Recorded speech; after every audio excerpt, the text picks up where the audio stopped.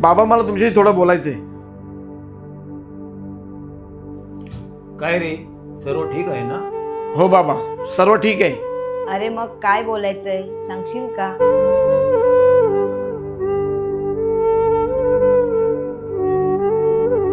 मला धर्म बदलायचा आहे. अहो काय बोलताय हे? सुनबाई थांब, आधी त्याचं बोलून होऊ दे. बाबा, आपल्या धर्मात खूप बंधन आहेत.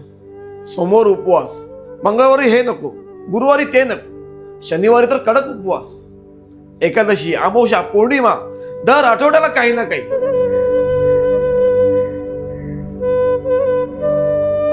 इतर धर्मात किती मोकळेपणाने जगतात. मोजून 4-5 सण आणि तेही आनंदात साजरे करतात. कधी काहीही खा, कोणी काही विचारत नाही. बाळा, आज अमावस्या आहे, इकडे जाऊ नको.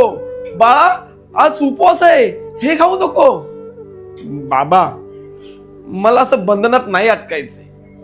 माझं ठरलंय, मी धर्म बदलणार.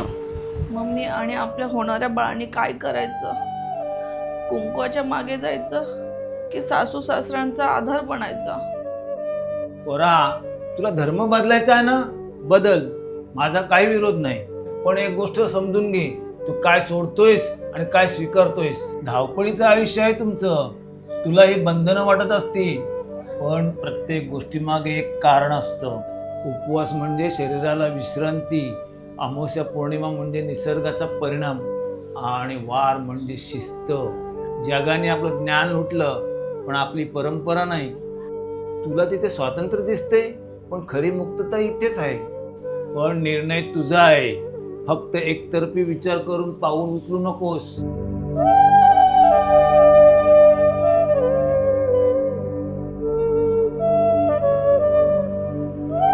बाबा, तुम्ही बोलताय ते कदाचित खरं आहे.